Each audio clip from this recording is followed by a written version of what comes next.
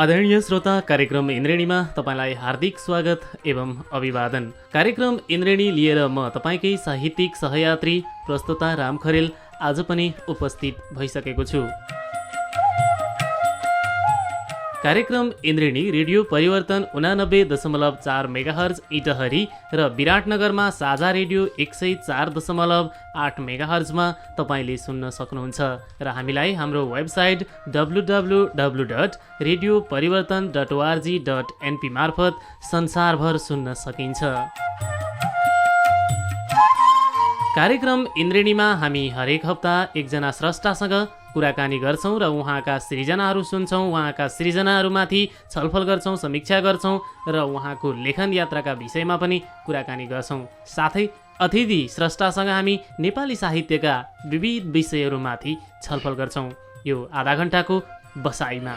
र कार्यक्रम सुनिसकेपछि उहाँसँगको कुराकानी कस्तो लाग्यो, उहाँका रचनाहरू कस्ता लागे, त्यसको बारेमा तपाईँले हामीलाई प्रतिक्रिया पठाएर सहयोग गर्नुहुन्छ र प्रतिक्रियाका लागि ठेगाना म कार्यक्रमको अन्त्यतिर तपाईँलाई बताउनेछु। कार्यक्रम इन्द्रेणीको आजको आधा घण्टाको बसाइमा मसँग विदेशमा रहेर लामो समयदेखि नेपाली साहित्यको क्षेत्रमा अत्यन्तै सक्रियताका साथ साधनारत रहनुभएका एकजना स्रष्टासँग कुराकानी गर्छु। भारतको लखनऊमा भारतीय सेनामा कार्यरत हुनुहुन्छ उहाँ र भारतीय सेनामा कार्यरत भएकै अवस्थामा पनि उहाँ नेपाली साहित्यको विकासका लागि र नेपाली साहित्यलाई अन्तर्राष्ट्रिय स्तरसम्म पुर्याउनका लागि र यसको विकासका लागि झन्डै 2 दशक अघिदेखि सक्रिय रूपमा लागिरहनु भएको छ र उहाँको जागिरे जीवनका झन्डै 11 वर्ष पनि पुरा साहित्यमा उहाँले खर्च गरिरहनु भएको छ र लखनऊमा बसेर नै उहाँले नेपाली साहित्यको क्षेत्रलाई विश्व सामु पुर्याउन धेरै कामहरू गर्नुभएको छ र उहाँहरूले विदेशबाटै अन्तर्राष्ट्रिय परदेशी साहित्य समूह एउटा गठन गर्नुभएको छ र त्यसको अध्यक्षको रूपमा पनि उहाँ हुनुहुन्छ र अन्तर्राष्ट्रिय परदेशी साहित्य समूहले परदेशी बिम्बहरू नामक मासिक साहित्यिक पत्रिका प्रकाशन गर्ने गरेको छ विगत 5 वर्षदेखि र उहाँ त्यसको कार्यकारी सम्पादकको रूपमा रहनुभएको छ र उहाँका 2वटा कृतिहरू पनि प्रकाशन भइसकेका छन्। अधुरो जीवन उपन्यास 2061 र चुनौती कथा सङ्ग्रह 2069 र करिब 150 जति फुटकर रचनाहरू विभिन्न देशका साहित्यिक पत्रपत्रिकाहरूमा प्रकाशित भइसकेका छन्। उहाँ हुनुहुन्छ कथाकार कवि सुरेन्द्र लिम्बू परदेशी। कार्यक्रम इन्द्रेणीको आजको बसाइमा तपाईँले थाहा पाइहाल्नुभयो, यो आधा घण्टाको बसाइमा साहित्यकार श्रेष्ठ सुरेन्द्र लिम्बू परदेशीसँग हामी कुराकानी गर्छौं। म परदेशीजीलाई कार्यक्रम इन्द्रेणीमा स्वागत गर्छु। सुरेन्द्र लिम्बू परदेशीज्यू, तपाईँलाई स्वागत छ कार्यक्रम इन्द्रेणीमा। धन्यवाद राम खरेल सर, तपाईँले मलाई तपाईँहरूको रेडियो परिवर्तनमा आफ्नो 2-4 शब्द राख्ने अवसर प्रदान गर्नुभएकोमा रेडियो परिवर्तन साथै तपाईँहरूको रेडियोको सम्पूर्ण टिमप्रति अन्तर्राष्ट्रिय परदेशी साहित्यिक समूह हार्दिक धन्यवाद ज्ञापन गर्दछु। सुरेन्द्रजी, अब कुरो कहाँबाट सुरु गरौँ भन्दै जाँदा मलाई यो अन्तर्राष्ट्रिय परदेशी साहित्य समूहको कुरालाई उठान गरेर तपाईँसँगको कुराकानीलाई अगाडि बढाउने एउटा मन भयो। यो अन्तर्राष्ट्रिय परदेशी साहित्य समूह भनेर जुन तपाईँले गठन गर्नुभएको छ, अध्यक्ष तपाईँ आफै हुनुहुन्छ, यो साहित्य समूहको गठनको विषयमा हैन, यसले अलिकति गरिरहेको कामको विषयमा र यसको आवश्यकताको विषयमा थोरै बताइदिनुहोस् न। यो अन्तर्राष्ट्रिय परदेशी साहित्यिक समूह लगभग आजभन्दा 5 वर्ष अगाडिदेखि हामी गठन भएर काम गरिरहेको अवस्था छ नेपाली भाषा साहित्यमा। सर्वप्रथम त हामी स्वदेशमा नेपाली भाषा साहित्यसँग निकै नजिक भइसकेका मान्छे परदेशीय पश्चात अन्य देशमा गइसकेपछि अझ बढी त्यो देशको आफ्नो देशको भाषा संस्कृतिको माया बढ्दो रहेछ। एक भेटमा मलाई राष्ट्रकवि माधव घिमिरेज्यूले भन्नुभएको थियो, पानीको महत्त्व त बाहिरका माछाहरूलाई मात्रै थाहा हुन्छ, अझ बढी थाहा हुन्छ। त्यो भनाइ वास्तवमै हामी परदेश पुगेपछि स्वदेशको माया कति हुँदो रहेछ, भाषा संस्कृति रीतिथितिको माया कति हुँदो रहेछ भन्ने कुरो हामीले महसुस गऱ्यौँ र परदेशमा रहेर नेपाली भाषा साहित्यको काम गर्न त्यति त्यति सहज थिएन। हामीले 2-4जना साथीहरू मिलेर हामीले सरसल्लाह गऱ्यौँ, हामी एउटा समूह बनाऊँ र त्यो समूहबाट सामूहिक रूपमा हामी नेपाली भाषा साहित्यको काम गर्दै अगाडि बढौँ। र यो सल्लाह भए मुताबिक भीम बिरही राईज्यू र बुद्धि तेम्बे माइला, सुनिल सोसु,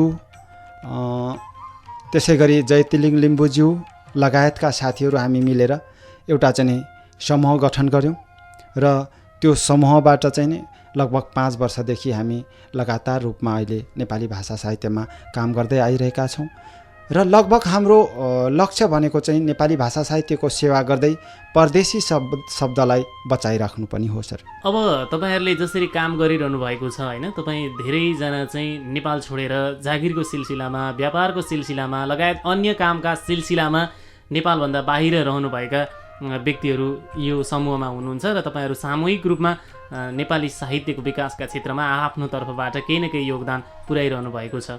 अब तपाईँको व्यक्तिगत कुरा गर्दा तपाईँ भारतीय सेनामा कार्यरत रहनु भएको छ होइन। अब लखनऊ जहाँ नेपाली साहित्यको चहल पहल क्रियाकलाप अत्यन्तै न्यून हुन्छ त्यहाँ बस्नु भएको छ र तपाईँहरूको त्यहाँ समय पनि एउटा सेनाको जीवन अत्यन्तै अर्कै खालको हुन्छ होइन। त्यो समस्याका बावजुद पनि तपाईँ लागिरहनु भएको छ होइन। 2टा कृतिहरू पनि त्यस पछाडि नै तपाईँले जन्माइसक्नु भएको छ। परदेशी बिम्बहरू पत्रिकाको कार्यकारी सम्पादकको रूपमा कार्यरत रहनुहुन्छ। कसरी म्यानेज गरिराख्नु भएको छ यसको लागि समयलाई, कसरी काम गरिरहनु भएको छ तपाईँले? यसलाई सठिक रूपमा यसको सही जवाब दिन त मसँग त्यति यसको जवाब छैन, तर हामी अत्यन्तै जटिल परिवेशमा काम गरिरहेका छौँ। अहिलेको यो साइबर संसारले हामीलाई निकै सघाउ पुगेको छ। धेरै साथीहरू एकदमै चाहिँ टाढा टाढा रहेर काम गर्नुपर्ने अवस्था हुन्छ। हाम्रो चाहिँ अन्तर्राष्ट्रिय परदेशी साहित्यिक समूहको जुन वार्षिक प्रकाशन परदेशी बिम्बहरू साहित्यिक वार्षिक छ, यसको प्रकाशनमा हामीले अत्यन्तै दुःखका साथ काम गरेका छौँ। कोही साथी जम्मू काश्मीरमा हुनुहुन्छ, कोही साथी मणिपुरमा हुनुहुन्छ, कोही साथी चाहिँ केरलामा हुनुहुन्छ, कोही साथी दिल्लीमा हुनुहुन्छ, कोही बङ्गालमा छौँ, कोही चाहिँ युपीमा छौँ। यसरी टाढा टाढा बसेर सबैले चाहिँ एउटै काम गर्न अत्यन्तै जटिल रूपमा चाहिँ हामीले काम गरेका छौँ। फोनको भरमा, इन्टरनेटको भरमा अहिले हामीले काम गरेर अहिले हामी 5औं अङ्कसम्म प्रवेश गरेका छौँ। तर यहाँसम्म पुग्नमा सम्पूर्ण स्रष्टा, लेखक, साहित्यकार, पत्रकार र यहाँहरूको मायाले चाहिँ हामीलाई यहाँसम्म पुर्याएको छ भन्ने हामीलाई लाग्दछ सर। अब यसमा के नेपालबाट भारतमा बस्नेहरू मात्रै हुनुहुन्छ कि अन्य देशमा बस्नेहरू पनि यो समूहभित्र हुनुहुन्छ? समूह त हामीले भारतमा रहेका परदेशीहरू मात्रै रहेर चाहिँ एउटा कमिटी बनाएका छौँ। त्यसमा सल्लाहकारहरू चाहिँ अन्य ठाउँका पनि नेपालका पनि हुनुहुन्छ।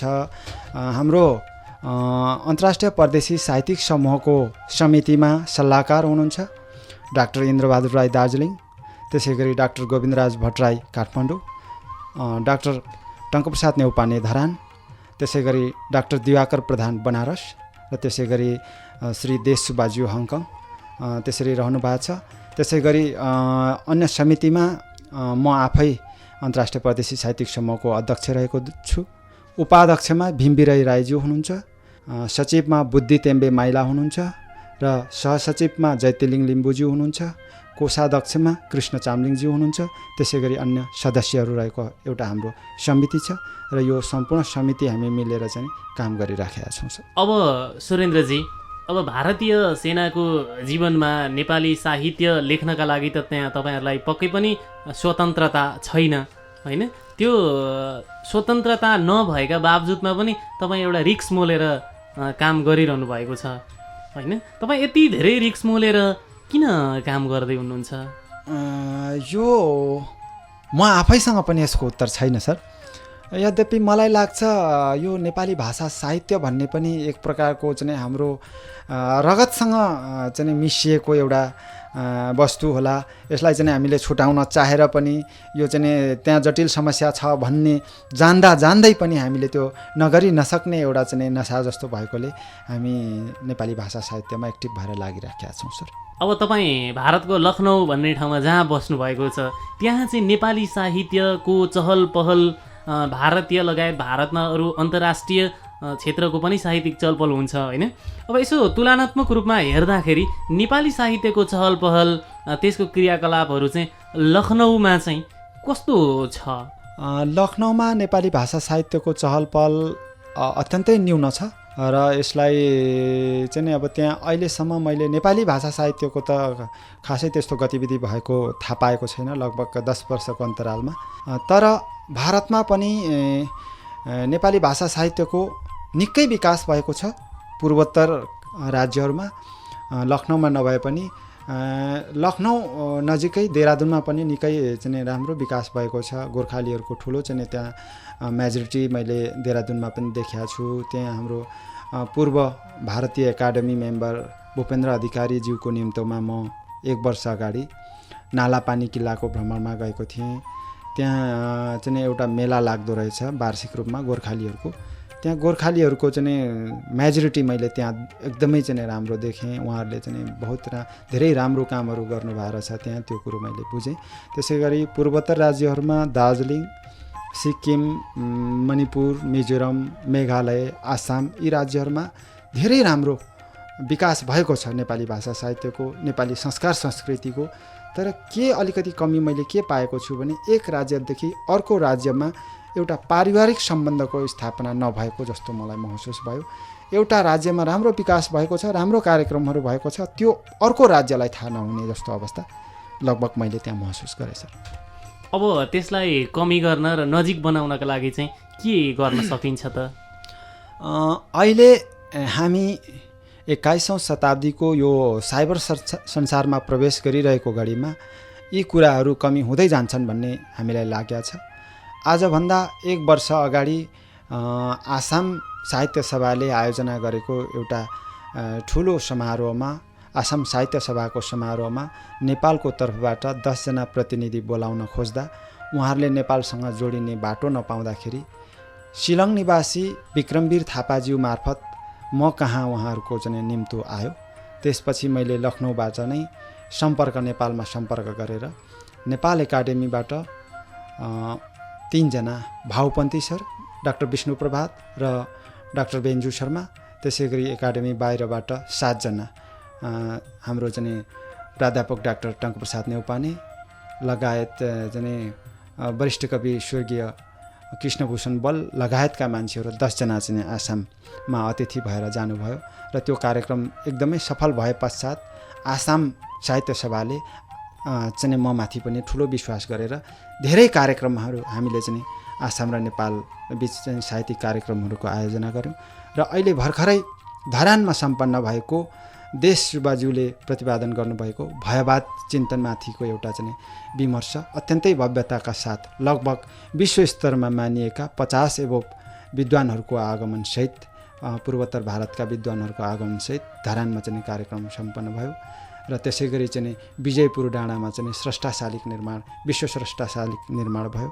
यसरी हेर्दाखेरि धेरै कुराहरू नभए पनि केही कुराहरू अवश्य भएका छन्। प्रगति पथमा हामी अगाडि बढिरहेका छौँ र यसरी हामी अहिले जटिल परिवेशमा पनि अगाडि बढिरहेको अवस्था छ। अब तपाईँको यो सामूहिक कार्यको कुराकानी भयो, म तपाईँको अलिकति व्यक्तिगत कुराकानीतर्फ पनि जान्छु। तपाईँ आफू सिर्जना गर्नुहुन्छ, 2वटा कृतिहरू पनि बजारमा ल्याइसक्नु भएको छ, थुप्रै फुटकर रचनाहरू पनि बाहिर आइसकेका छन् तपाईँको, होइन, प्रकाशन भइसकेका छन् विभिन्न पत्र पत्रिका मार्फत। अब त्यहाँ बसेर कृतिहरू जन्माइसकेपछि कृतिहरूलाई बजारमा पुर्याउनका लागि, बिक्री वितरणका लागि, त्यसलाई प्रचार प्रसारका लागि समीक्षकहरूकोमा पुर्याउनेदेखि लगाएर यी कार्यहरू गर्न चाहिँ कतिको अप्ठ्यारो सङ्घर्ष गर्नु परेको छ? के छ यसको तपाईँसँगको कथा? यो निकै जटिल कार्य छ सर। हामीले अब चाहिँ टिमवर्कमा काम गरेकै हुनाले केही सघाउ पुगेको छ। अब हुन त म आफू मात्रै केही पनि होइन, हाम्रो चाहिँ एउटा समूह छ, समूहका साथीहरूले काँध मिलाउनु भएको छ। त्यसै गरी समूह बाहिर पनि जसरी चाहिँ मेघालय शिलङका विक्रमवीर थापाज्यू हुनुभयो, मणिपुरका भवानी अधिकारी भए, आसामका रन काफ्लेजी हुनुभयो, दार्जिलिङतिरबाट धेरै साथीहरू हुनुहुन्छ, त्यसै गरी सिक्किमतिरबाट पनि धेरै साथीहरू हुनुहुन्छ, देहरादुनतिरबाट धेरै साथीहरू हुनुहुन्छ। उहाँहरूले सघाएर हामीले चाहिँ यत्रो काम गरिराखेका छौँ, यो काम सफल भइराखेको छ। त्यसै गरी अब प्रकाशन पछिका पुस्तकहरूलाई व्यवस्थापन गर्न र बजारमा लानको लागि पनि सहयोग अन्य साथीहरूले धेरै सहयोग गरिराख्नु भएको छ। नेपाली वाङ्मय परिषदका अध्यक्ष ससिलो मुम्बुज्यूले पनि ठुलो सहयोग गरिराख्नु भएको छ। उहाँहरूको चाहिँ ब्रदर्स पब्लिकेसनबाट चाहिँ मेरो चुनौती कथा सङ्ग्रहलाई चाहिँ बजारमा लानुभयो। उहाँहरूले चाहिँ मार्केटिङ गर्नुभयो, उहाँहरूले लिनुभयो। परदेशी बिम्बहरूलाई पनि उहाँहरूले मार्केटिङ गरिराख्नु भएको छ। त्यसरी चाहिँ अन्य साथीहरू यता चाहिँ धरानबाट पनि थुप्रै साथीहरूले सहयोग गर्नुभयो। यसरी बजारमा लाने काम भइराखेको छ। अब तपाईँ खास गरी आख्यानको क्षेत्रमा विशेष रूपमा कलम चलाइरहनु भएको छ। यो आख्यानमै चाहिँ तपाईँले किन बढी रुचि राख्नुभयो सुरेन्द्रजी? यसमा मलाई के लाग्दछ भने आफूले चाहेका आफ्नो भावनामा सृजना भएका कुराहरूलाई उन्मुक्त रूपमा राख्न उचित समय, उचित ठाउँ, पर्याप्त ठाउँ चाहिँ आख्यानमा पाइएको हुनाले गर्दाखेरि सायद मैले कलम आख्यानतिर बनाएँ होला सर। तर कतिले त के भन्नुहुन्छ भने कविहरूले विशेष गरी हजुर सर, कवितामा जति छोटो सटिकमा जति धेरै कुराहरू भन्न सकिन्छ त्यति शक्तिशाली चाहिँ आख्यानमा हुँदैन भनेर पनि भन्नुहुन्छ होइन उहाँहरूले। तपाईँको चाहिँ के छ भनाइ? अब तपाईँ त कविता पनि लेख्नुहुन्छ। हजुर, यो त विधागत तर्कहरू आफ्ना ठाउँमा छन्। कविहरूको लागि कविता उत्तम भएकै कारणले उनीहरू कवि बनेका हुन्छन्, कविता रोजेका हुन्छन्। आख्यानकारहरूले आख्यान नै चाहिँ उत्तम ठानेका हुनाले आख्यानतिर लागेका हुन्छन्। यो आफ्नो ठाउँमा आफ्नै महत्त्व हुन्छ भन्ने मलाई लाग्दछ सर। सुरेन्द्रजी, तपाईँसँग कुराकानी हाम्रो जारी छ। हामी फेरि अझै तपाईँका कृतिहरूका विषयमा पनि हामी कुराकानी गर्छौँ। आदरणीय श्रोता, तपाईँ सुन्दै हुनुहुन्छ कार्यक्रम इन्द्रेणी, रेडियो परिवर्तन 89.4 मेगाहर्ज र विराटनगरमा साझा रेडियो 104.8 मेगाहर्जमा र हाम्रो वेबसाइट www.radioparivartan.org.np मार्फत संसारभर सुन्दै हुनुहुन्छ। र कार्यक्रम इन्द्रेणीको आजको बसाइमा मसँग हुनुहुन्छ स्रष्टा सुरेन्द्र लिम्बू परदेशी। उहाँसँग मैले विविध पक्षमा कुराकानी गरिरहेको छु साहित्यका। उहाँ अन्तर्राष्ट्रिय परदेशी साहित्य समूहका अध्यक्ष पनि रहनुभएका छ र उहाँका दुईवटा कृतिहरू अधुरो जीवन उपन्यास 2061 र चुनौती कथा सङ्ग्रह 2069 बजारमा आइसकेको छ। र उहाँसँग मैले अगाडि अन्तर्राष्ट्रिय परदेशी साहित्य समूहको स्थापना, यसले गरिरहेका कुराहरू र कसरी काम भइरहेको छ लगायतका विषयहरूमा कुराकानी गरेँ। अब भने म साहित्यकार सुरेन्द्र लिम्बू परदेशीसँग उहाँका कृतिका विषयमा र उहाँका रचनाका विषयमा कुराकानी गर्छु। सुरेन्द्रजी, तपाईँले उपन्यास पहिला प्रकाशन गर्नुभयो होइन, त्यसपछि चुनौती कथा सङ्ग्रह निकाल्नुभयो। म पहिला उपन्यासतिर जान चाहन्छु। यो अधुरो जीवन उपन्यासको खास विषयवस्तु केमा केन्द्रित छ? अधुरो जीवन उपन्यास आलो काँचो जीवन भोगाई को अनुभूतिलाई सँगालेर लेखिएको उपन्यास हो, सामाजिक उपन्यास हो। म अलि सानो छँदा प्रकाश कोविदका उपन्यासहरूबाट प्रभावित थिएँ। प्रकाश कोविदज्यूको उपन्यासहरू म पढ्थेँ। त्यहाँबाट मलाई साहित्यतिर उन्मुख गराउने मुख्य कुरा भनेको पनि प्रकाश कोविदजीका उपन्यासहरू नै हुन् भन्ने मलाई लाग्दछ। उहाँका उपन्यासहरू पढिसके पश्चात लेख्ने प्रेरणा जाग्यो र अधुरो जीवन उपन्यास मैले जीवनमा व्यतीत गरेका अत्यन्त जटिल वक्राकार बाटाहरूको अनुभूतिलाई चित्रण गर्न मैले सामाजिक कथा, एउटा केही काल्पनिक केही वास्तविक कथाहरूलाई चाहिँ मेरुदण्ड बनाएर मैले अधुरो जीवन उपन्यास लेखिया छु। र त्यो अधुरो जीवन उपन्यास निकै अगाडि लेखिएको भए तापनि पछाडि चाहिँ 2061 सालमा मात्रै प्रकाशित भयो। त्यसको प्रकाशक मेरो आफ्नै श्रीमती बिनु लिम्बू लवलीले गरेकी थिइन् र उसको पनि ठुलो सहयोगले गर्दाखेरि त्यो प्रकाशनमा आयो भन्ने मलाई लाग्दछ। अब बजारबाट अथवा भनौँ न पाठकहरूबाट चाहिँ कस्तो प्रतिक्रिया आयो त अधुरो जीवन उपन्यासको? अधुरो जीवन उपन्यास पढ्नेहरू कतिपयले त अत्यन्तै चाहिँ मार्मिक कथा भएको र पढ्दा पढ्दै आफूलाई सम्हाल्न नसकेको भाव विरल भएको कहानीहरू, कुराहरू मलाई सुनाए र अधिकांश पाठकहरूले मलाई जतिले पढे तिनीहरूले मलाई सधैँ लेख्न चाहिँ घचघचाइरहे, लेख्नुहोस्, सम्भावना छ तपाईँको कलममा भनेर मलाई चाहिँ सबैले चाहिँ प्रेरित गरिरहे र मलाई धकेलिरहे साहित्यतर्फ। तर यति राम्रो प्रतिक्रिया पाउँदा पाउँदै पनि यसको दोस्रो संस्करण ननिकालेर तपाईँले फेरि कथा सङ्ग्रहतिर जानुभयो, के छ त्यसमा चाहिँ कारण?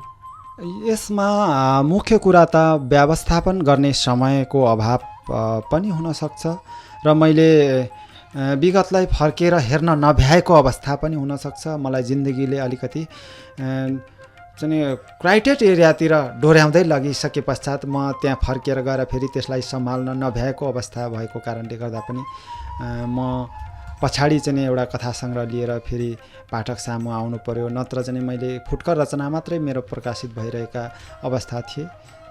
त्यो बिचमा चाहिँ निकै लामो समयको ग्याप पश्चात मात्रै मैले चुनौती कथा सङ्ग्रहलाई बजारमा लिएर पाठक सामु आउन सकेँ सर। अब चुनौती कथा सङ्ग्रह चाहिँ कस्तो खालका कथाहरूको विशेष त्यहाँ बाहुल्यता रहेको छ त भनौँ, कस्ता विषयवस्तुमा केन्द्रित कथाहरू छन् र कति कथाहरू यो चुनौती कथा सङ्ग्रहभित्र छन् सुरेन्द्रजी? चुनौती कथा सङ्ग्रहभित्र जम्मा 12वटा कथाहरू छन्। यी 1 दर्जन कथाहरू, अधिकांश कथाहरू सन्देशमूलक छन् र 12वटा कथामा मैले प्रयास गरेको छु 12वटै कथाले कुनै न कुनै नयाँ कुराको सन्देश दिएको होस् र नयाँ कुराको चाहिँ शङ्खघोष गरेर आएको होस् सर्वसाधारणमा भन्ने मेरो धारणा। र ती अधिकांश कथाहरू गाउँघरमा विद्यमान रहेको कुरीति कुप्रथा र त्यहाँ चाहिँ पिछडिएका जनजातिहरूले, पिछडिएका जनताहरूले भोग्नु परिरहेको विकराल परिवेशलाई चाहिँ मैले यी 12वटा कथाहरूमा समेट्ने प्रयास गरेका छु सर। अब हामीले यो कथाकृति त्यसै गरी अरू उपन्यासको विषयमा पनि कुराकानी गऱ्यौँ। तपाईँको अर्को पाटोलाई हामीले छुन लागेको छौँ कविता लेखनको विषयमा। कविता लेखनको विषयलाई कुरो गर्नुभन्दा अगाडि एउटा कविता तपाईँको हाम्रो श्रोताको लागि राखिदिनु हुनको लागि म तपाईँलाई अनुरोध गर्दछु। धन्यवाद सर। म एउटा कथा पाठकहरूको, श्रोताहरूको लागि राख्न लागिरहेको छु। यो कविताको शीर्षक छ अँध्यारोका तस्बिरहरू। यो कथा मैले जागिर जीवनको सिलसिलामा पश्चिम एसियाको लेबनान भन्ने देशमा रहँदाखेरि लेखेको कविता हो। त्यहाँ म राति ड्युटीमा रहँदाखेरि आफूदेखि पारिपट्टि, यो चाहिँ पहाडी ठाउँ थियो, एकदमै चाहिँ नेपालको पहाडी जिल्लाहरू जस्तो ठाउँ तर अत्यन्तै विकसित ठाउँ। त्यो ठाउँमा रहँदाखेरि चाहिँ वारीदेखि पारिपट्टि राति झिलिमिली बत्तीहरू बलिरहँदा आफ्नो गाउँको सम्झनाले सताएको हुँदा मैले यो कथा लेखेको थिएँ। यो कविता लेखेको थिएँ। यो कविताको शीर्षक छ अँध्यारोका तस्बिरहरू। कुनै नौलो बस्ती देखाउन, कुनै नौलो बस्ती देखाउन साँझ फुलेका बत्तीहरू वेदनाका बोझ बोकी अनायासमभित्र पसिरहेछन् निर्दोष नयनका बाटो भएर। यही बत्तीले अँध्यारो छेकिन्छ, यही बत्तीले अँध्यारो छेकिन्छ। शैशवकालहरू यहीँ देखिन्छ, बेली चबेली सबै भेटिन्छ। हर्ष र विस्मातको आभास हुन्छ, जन्माई हुर्काई यौवन दिने मेरै प्यारो सुन्दर गाउँको तस्बिर आफै बन्छ मेटिन्छ। हे जुनकिरी, हे जुनकिरी आऊ सुनाऊ कथाहरू, चुपचाप खोलिदेऊ यही रातमा जटिल जीवनका जस्केलाहरू। म पनि तिमीसँगै भाग्न चाहन्छु जिन्दगीलाई यतै छाडेर। अँध्यारोमा विस्थापित भएका, अँध्यारोमा विस्थापित भएका मेरा रात्रि आकृतिहरू अलगिएर हेर्न अगावै म अनुभूतिको रङ्गहरूमा मेरै चित्रको क्यानभास बनेछु। मेरै घरको सिँढी पिँढीमा, मेरै घरको सिँढी पिँढीमा घरिघरि पुग्छु टारी बारीमा। हावासँगै बयली खेल्ने करेसा छेउको केरा बारीमा। चराचुरुङ्गी चिरबिर गर्छन्, मलाई छुन्छन्, मायालु हुन्छन्। रम्न खोज्छु बिरानो बन्छन् सम्झनाका मिठा प्रतिबिम्बहरू। जीवन जिउनुको सामरिक द्वन्द्वमा, जीवन जिउनुको सामरिक द्वन्द्वमा कहिले चट्टानको झिल्का बनेर, कहिले वियोगले फिक्का बनेर दृश्य अदृश्य फेरिरहेछन्। मनका आँखाले हेरिरहेछन्, थाहै नपाई परेलीबाट आँसु बनेर बगिरहेछन्। अँध्यारोका तस्बिरहरू, अँध्यारोका तस्बिरहरू, धन्यवाद। अब राम्रो कविता सुनाउनु भयो जुन तपाईँ एउटा युद्ध मैदानका लागि लेउलाम पुग्नुभएका बेला आफ्ना गाउँलाई सम्झेर लेखेको भनेर भनिसक्नु भएको छ। अब तपाईँ कुन बेला कविता लेख्नुहुन्छ अथवा कस्तो परिवेशमा कथा लेख्नुहुन्छ र के परिवेशमा उपन्यास लेख्नुहुन्छ? अब तपाईँ फरक फरक विधामा कलम चलाउनु भएकोले यसमा मलाई लाग्दछ जब गाउँघरको सम्झनाले या बचपनको सम्झनाले या गाउँमा विद्यमान रहेको कुरीतिको सम्झनाले सताउँछ, त्यसबेला ती सताएका कुरीतिहरू या जने गाउँका सम्झनाहरू कथामा अभिव्यक्त गर्न सजिलो लागेको बेला कथातिर कलम बढाउँछु या कवितामै ती अटाउन सकिन्छ भन्ने मलाई लागेको बेला म कविता लेख्छु। यसै गरी चाहिँ मैले विभिन्न विधामा त्यो समयले जीवनले मलाई मानसिकताले मागेको विधामा म कलम चलाइरहेको छु सर। अब हामीले तपाईँसँग थुप्रै कुराकानी गरिसकेका छौँ होइन? अब तपाईँको नयाँ कृतिहरू आउने चाँडै केही छ त्यस्तो हाम्रो पाठकहरूको लागि? यसपछि म एउटा कथा सङ्ग्रह नै प्रकाशन गर्ने सोच बनाइरहेको छु र त्यसको लागि अब प्रकाशन हुने कथा सङ्ग्रहमा सबै नोस्टल्जिया कथाहरू जो चाहिँ देशभन्दा बाहिर बसेर देशलाई सम्झिएको अनुभूति दिने कथाहरू लेख्ने सोच बनाएको छु। ती कथाहरू लेख्नमा मेरो आफ्नै श्रीमती बिनु लिम्बू लवली र छोराहरू अविनाश लिम्बू र अर्पण लिम्बूलाई मैले चाहिँ उनीहरूको समय खोसेर मैले लेख्नुपर्ने हुन्छ। त्यो लेख्ने क्रम त मैले सुरु गरिसकेको छु, तर पुरा गर्न कहिले सक्छु त्यो मलाई यकिन छैन। यद्यपि म आफ्ना चाहिँ परिवारको समय खोसेर नेपाली भाषा साहित्यमा लागिरहेको छु। उनीहरूप्रति चाहिँ म अत्यन्तै के लाग्छ भने मैले उनीहरूमाथि अन्याय पो गरिरहेको छु कि उनीहरूलाई दिनुपर्ने समय चाहिँ मैले खोसेर नेपाली भाषा साहित्यमा लगाइरहेको छु भन्ने पनि मलाई महसुस भइरहेको छ। त्यो महसुसले मेरो कथा लेखन अलि ढिलो गरेको छु। मैले अलि चाहिँ बिस्तारै लेख्दैछु।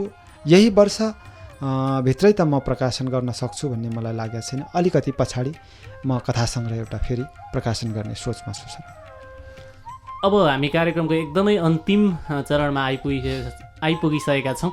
अब हाम्रो कार्यक्रम इन्द्रेणी सुनेर बसिरहनुभएका श्रोता र हामीलाई हाम्रो वेबसाइट मार्फत संसारभर सुनेर बसिरहनुभएका श्रोताका लागि के भन्नुहुन्छ तपाईँको केही कुराहरू होइन? र अन्तिममा एउटा कविता पनि राखिदिनको लागि म अनुरोध गर्दछु तपाईँका आफ्ना भनाइ पश्चात। सबैभन्दा मुख्य कुरा त राम खरेलज्यू जसले चाहिँ मलाई यो आफ्नो भनाइ राख्न चाहिँ तपाईँको मिडियामा तपाईँको रेडियोमा आमन्त्रण गर्नुभयो, त्यसको लागि चाहिँ म अत्यन्तै कृतज्ञ छु, अत्यन्तै ऋणी छु।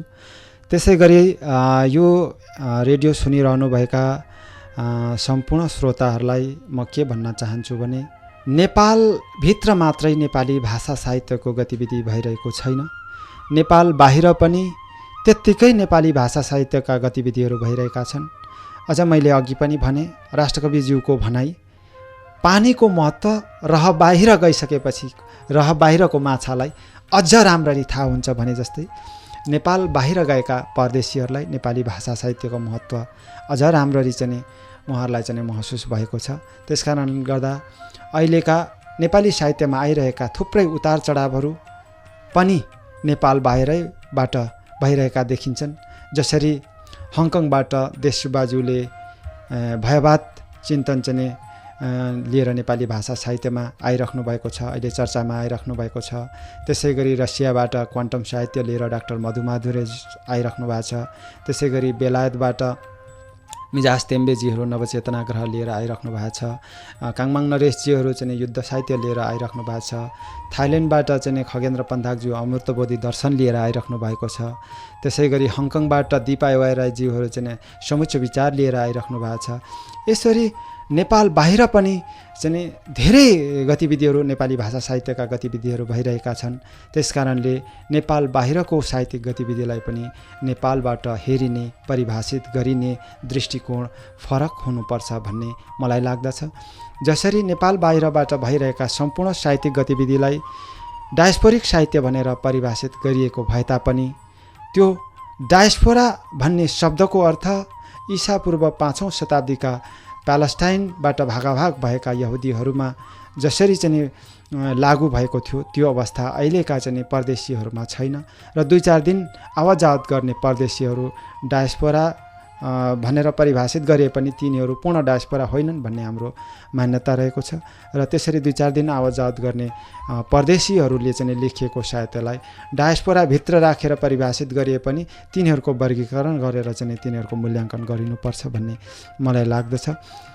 त्यसपश्चात अहिले अब चाहिँ मेरो जन्म गाउँ सङ्खुवासभाको माओवादीन गाविस वार्ड नम्बर 8 फाबिङमा जन्मी हुर्की चाहिँ म अहिले परदेशी जीवन चाहिँ बिताउँदै यहाँ आइपुगेको छु। त्यस ठाउँमा रहेका साथीभाइले चाहिँ मेरा जिल्लाका मेरा गाउँका साथीभाइहरूले सुन्नुभयो भने चाहिँ यो रेडियोलाई चाहिँ मेरो आमा बाउ साथी सङ्गीहरूलाई अन्य नसुन्ने साथी सङ्गीहरूलाई पनि सुनाइदिनु होला कि हाम्रो साथी चाहिँ अहिले यसरी चाहिँ बाहिर परदेशमा गएर यसो गर्दै रहेछ भनेर सुनाइदिनु होला।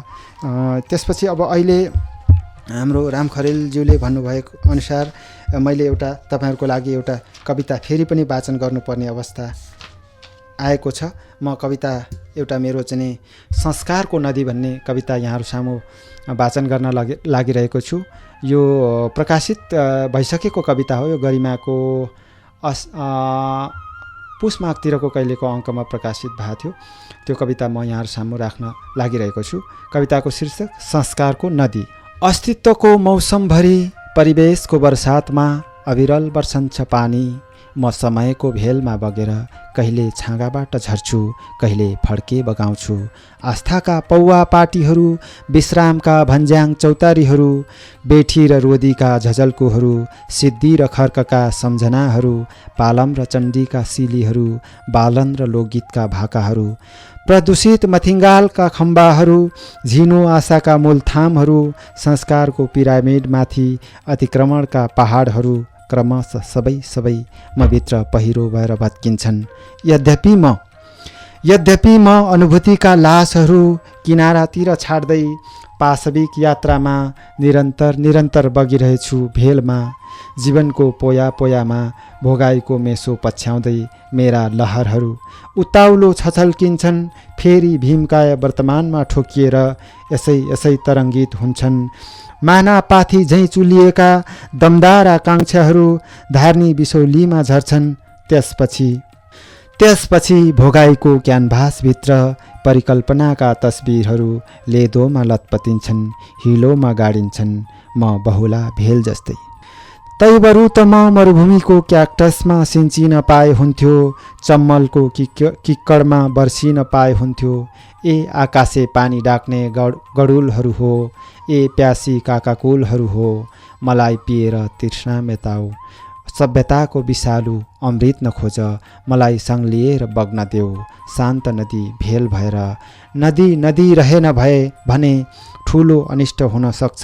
मेरा अस्मिता बाँच्न देऊ, बस मेरो अस्मिता बाँच्न देऊ। धन्यवाद।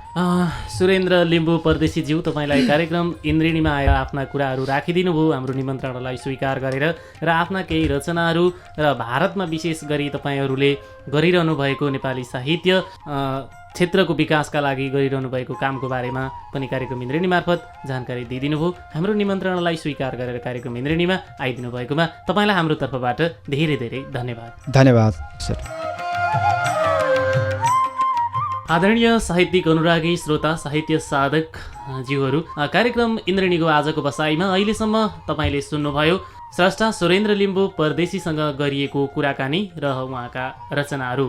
सुरेन्द्र लिम्बू परदेशी अन्तर्राष्ट्रिय परदेशी साहित्य समूहका अध्यक्ष हुनुहुन्छ भने अधुरो जीवन उपन्यास 2061 र चुनौती कथा सङ्ग्रह 2069 उहाँको बजारमा आइसकेको छ र परदेशी बिम्बहरू नामक वार्षिक साहित्यिक पत्रिकाको उहाँ कार्यकारी सम्पादक पनि रहनु भएको छ र भारतको लखनऊमा भारतीय सेनाको जागिरमा कार्यरत रहेर पनि उहाँ लामो समयदेखि नेपाली साहित्यको विकासमा लागि परिरहनु भएको छ। उहाँसँग आजको आधा घण्टाको इन्द्रेणीको बसाइमा हामीले कुराकानी गऱ्यौँ। यही कुराकानी सँगसँगै मैले पनि कार्यक्रमबाट बिदा लिने बेला हुनै लागेको छ। अहिलेसम्म कार्यक्रम सुनेर साथ दिनुभयो तपाईँलाई धेरै धेरै धन्यवाद र मलाई प्रविधिमा सहयोग गर्नुहुने प्राविधिक मित्र गङ्गा चौधरीलाई पनि धेरै धेरै धन्यवाद। र कार्यक्रम तपाईँलाई कस्तो लाग्यो प्रतिक्रियाको लागि हाम्रो ठेगाना हो कार्यक्रम इन्द्रेणी रेडियो परिवर्तन 89.4 मेगाहर्ज, इटहरी 5, पचरुकी, सुनसरी। यसो भन्दै भन्दै म पनि कार्यक्रम इन्द्रेणीबाट तपाईँकै साहित्यिक सहयात्री प्रस्तुता राम खरेल आजका लागि बिदा हुन्छु। हवस् त, नमस्कार। तपाईँका हरेक पलहरू सृजनशील भएर बितुन्।